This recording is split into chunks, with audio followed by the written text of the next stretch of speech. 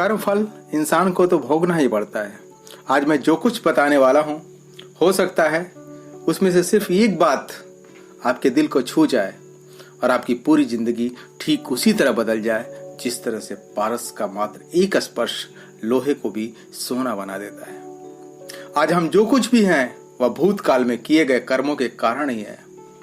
अगर मेरी बात पर आपको यकीन नहीं है तो नजरें उठाओ, अपने इर्द गिर्द आसपास रहने वालों पर डालो, तो शायद आपको इस बात की सच्चाई का पता खुद ब खुद चल जाएगा। अगर परमपिता परमेश्वर ने आपको इस दुनिया में आने का मौका दिया, माता पिता का प्यार दिया और उनकी आंखों में को उम्मीद दी कि यही है मेरा तारनहार, यही है तो हमारे जो बुरे दिन को अच्छे दिन में बदल सकता है, क्या एक पिता की उम्मीद, एक माँ का सपना एक बार फिर शर्मसार हो जाएगा? दोस्त, ये नहीं होना चाहिए। कहा जाता है कि माता पिता अगर किसी कारण गुस्सा या खफा हो जाते हैं, वो कितने भी नाराज हों पर पुत्र को कभी श्राप नहीं देते। इसलिए कहा गया है कि पुत्र को पुत्र हो सकता है पर माता कभी को माता नहीं होती।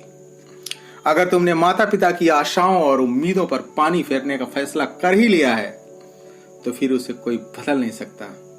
तुम्हें भविष्य में कर्म फल तो भोगना ही पड़ेगा।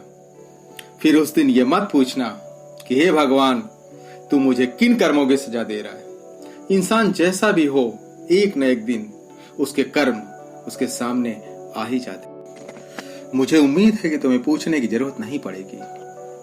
जब जब तुम्हें ठोकर लगेगी तब तब तुम्हें अपनी गलती का एहसास होगा, लेकिन अफसोस तुम उस समय कुछ नहीं कर पाओगे, क्योंकि मुख से निकले शब्द, कमान से निकला तीर और गुजरा हुआ वक्त कभी लौट कर नहीं आते। याद आता है मुझे वह किस्सा जब महाराज दशरथ को अपना कर्म फल भोगना पड़ा था। राजा दशरथ की मात्र एक भूल ही उनके पुत्र वियोग और मृत्यु का कारण बनी, जिन्होंने बिना इस बात का पता लगाए कि क्या वास्तव में कोई मृग पानी पी रहा है, शब्द वेदी बाण छोड़ दिया और वह तीर श्रवण कुमार के दिल के आर पार हो गया, जो अपने प्यासे माता पिता के लिए जल लेने आया था।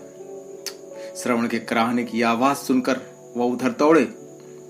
महाराज दशरथ को बहुत ही पश्चाताप ग्लानि हुई, पर तीर तो अपना काम कर चुका था। घायल अवस्था में श्रवण कुमार ने बताया कि मेरे माता पिता अंधे हैं और प्यासे हैं, मैं इन्हें दर्शन कराने ले जा रहा था, लेकिन अब क्या होगा, वह तो प्यास से दम तोड़। राजन, एक उपकार करो, मेरे माता पिता प्यासे हैं, मेरी राह देख रहे हैं, उन्हें पानी पिला दो। राजा दशरथ जब पानी लेके पहुंचे तो कदमों की आहट सुनकर श्रवण के माता पिता बोले, बेटा पानी ले आए। पर महाराज दशरथ चुप रहे। कौन हो तुम, बोलते क्यों नहीं? महाराज दशरथ ने सारा वृतांत बता दिया और अपनी भूल की क्षमा याचना करने लगे। पुत्र वियोग में श्रवण के माता पिता ने प्राण त्याग दिए, लेकिन जाते जाते यह श्राप भी दे दिया, जिस प्रकार पुत्र वियोग में हम दोनों के प्राण छूट रहे हैं, उसी तरह एक दिन तुम पुत्र वियोग में भी प्राण त्याग दोगे। सत्य कहा गया है मेरे दोस्त कि कर्म फल तो भोगना ही पड़ता है।